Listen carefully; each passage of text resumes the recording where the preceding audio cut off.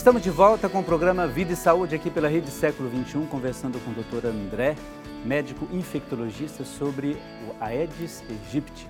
E estamos conversando sobre alguns sintomas dessas doenças que a gente tem ouvido falar com muita frequência, principalmente nesse tempo do verão.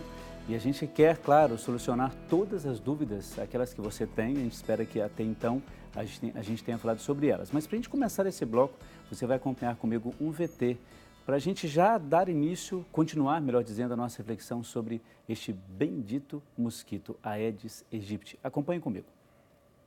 Dengue, uma doença viral que é transmitida pelo mosquito Aedes aegypti infectado pelo vírus. Ela se manifesta de 4 formas diferentes, dependendo de como o organismo reage à picada do inseto. Infecção inaparente, a pessoa infectada não apresenta sintomas. Dengue clássica, sintomas semelhantes ao da gripe e dura de 5 a 7 dias. Dengue hemorrágica, após o 3º dia de sintomas, surgem hemorragias que podem ser nasais, gengivais, urinárias, gastrointestinais e uterinas. Se não tratada, pode levar à morte. Síndrome de choque da dengue. Os sintomas são graves: queda ou ausência da pressão arterial. Se não tratada rapidamente, também pode levar à morte. É muito importante que qualquer pessoa com suspeita de dengue vá ao médico, tá? Para eles receber os cuidados básicos, né? Se existe necessidade de internação ou não. Ivadir teve dengue e passou muito mal. Durante 10 dias ficou sem comer e praticamente sem beber nada. Nesse período, ele perdeu 10 quilos. Para mim, eu já estava entregue já, sabe? Ainda falei para Deus, se eu estiver preparado para partir, né? O senhor pode me levar. Muita dor na perna, muita ânsia de vômito, dores abdominal, dor nas costas, que você sente, e bambeza nas pernas, muito frio, você não consegue ficar em pé. A dengue não é responsabilidade exclusiva do setor público, né? Então nós, as pessoas, os munícipes, ele tem que ajudar no combate.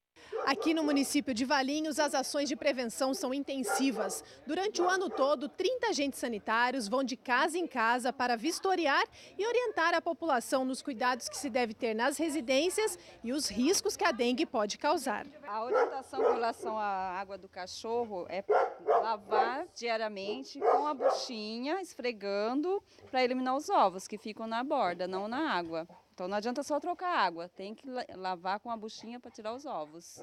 A calha não tem folha, não tem nada, mas a gente orienta a fazer manutenção frequentemente, né? Por causa das folhas que está sempre ventando. Então é importante estar prestando bastante atenção nas calhas também. Olha, os pratinhos.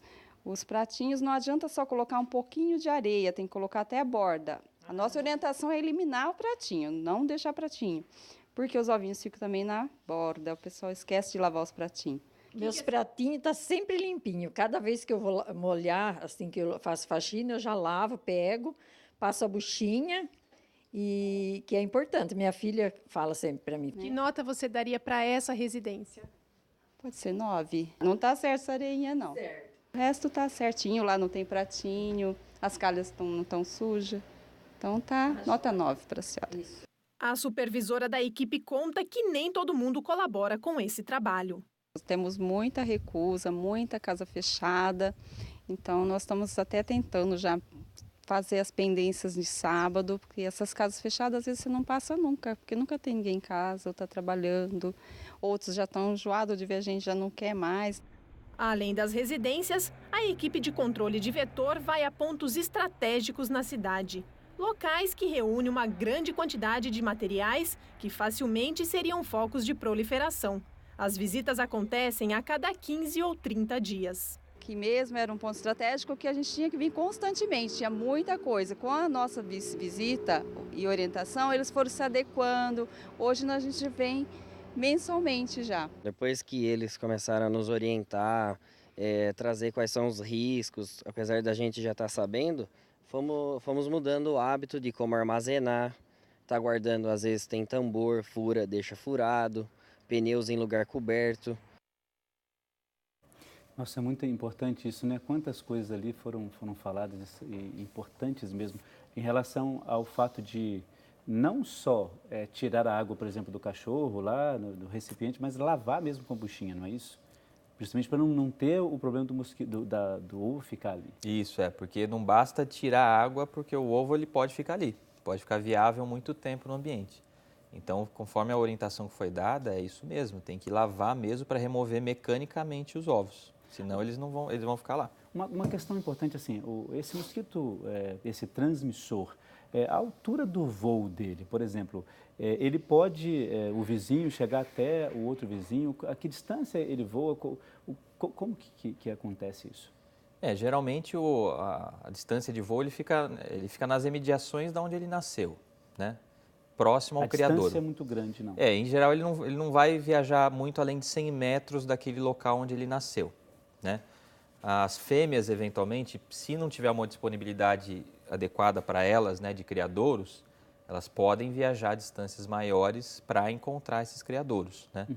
Mas na grande maioria das vezes elas vão ficar ali em torno de onde elas nasceram, em torno de 100 metros, né, um raio de 100 metros. Existe um tempo de vida para esse mosquito transmissor? Geralmente eles vivem 30 a 35 dias. Nossa, então 35 dias eles podem causar uma tragédia mesmo, né? Eu achava que era menos tempo, inclusive. Uma coisa importante assim, olha, o meu vizinho, vamos supor que o meu vizinho, ele não cuide bem, ele não aceita às vezes o vizinho não está em casa, mas existe alguma medida cautelar que a gente pode ter? Vamos supor, o vizinho tem lá um terreno baldio que nunca limpa, a gente pode fazer isso ou não? Então isso é uma situação difícil de manejar, né? Porque mesmo você fazendo tudo certo dentro da sua casa, se nas imediações as pessoas não tiverem o mesmo cuidado, você pode ser infectado da mesma forma. Então isso justamente é o papel do poder público, né? De intermediar essas abordagens aí para conseguir fazer com que essas pessoas cuidem de fato de casa, né? Eliminem os criadouros, né? Uhum. É porque a gente vê tantos lugares assim que as pessoas reclamam, não é? Olha, mas eu cuido, mas o meu vizinho nunca tem casa, ou o teu terreno não é muito limpo, então tem essas questões. A estratégia melhor é sempre a educação. Então a gente tem que fazer com que essa pessoa que não dá bola para isso, que ela passe a observar e de fato adotar as medidas de prevenção. Nós temos aqui, olha só, a Marilena Aparecida Borelli, ela é de Campinas, aqui perto de nós, no interior de São Paulo. Ela diz assim, que a irmã teve dengue e agora apareceu aquela doença não é? Essa doença é proveniente da dengue? Não tem nada a ver uma relação com a outra?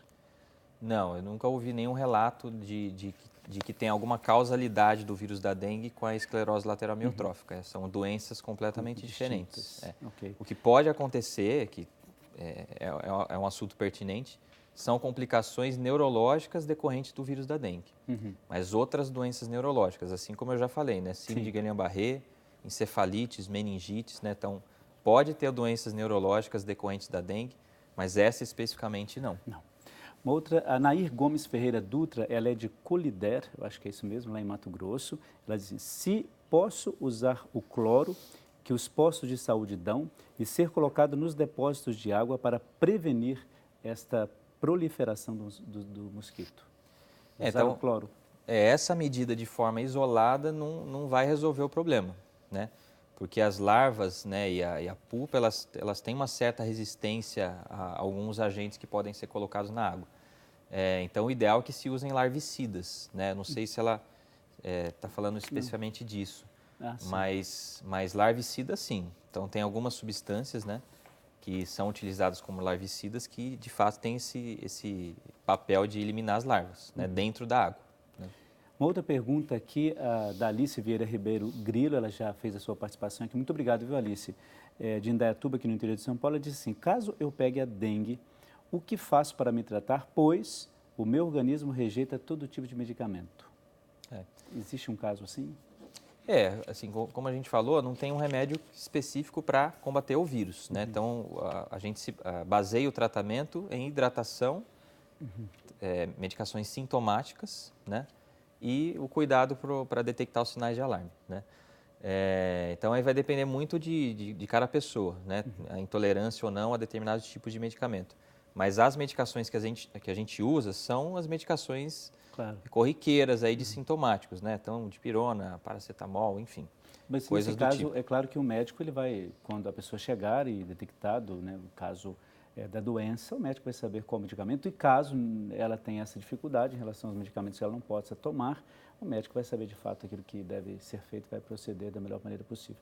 Eu quero agradecer a vocês, viu, que participaram, colocaram umas perguntas de vocês aí para a gente poder responder. Lembrando que a gente tinha dito aqui assim, de que a sua dúvida, claro, por mais simples que ela seja, pode ter sido a dúvida de tantas outras pessoas aí no nosso país, que quando se trata desse assunto, por mais que se fale todos os anos, e a gente falou aqui muitas coisas importantes para você, as dúvidas, algumas delas ainda permanecem. Nós procuramos, ao longo aqui desse programa, tirar um pouco mais dessas dúvidas, né, para que as pessoas possam ficar um pouco mais em paz, dormir um pouco mais tranquilas. Agora, é sempre muito importante a gente prevenir, viu? A prevenção sempre vai ser o melhor remédio, o melhor antídoto que nós vamos ter para cuidar, né, da nossa saúde, tratando de fato daquilo que é especial, cuidando de fato para que esse mosquito não prolifere e não cause tanto dano como ele tem causado na nossa vida, na vida de tantas pessoas. Olha só, nós vamos para o nosso intervalo, daqui a pouco a gente volta para o último bloco do nosso programa, o último bloco onde a gente faz a oração para você,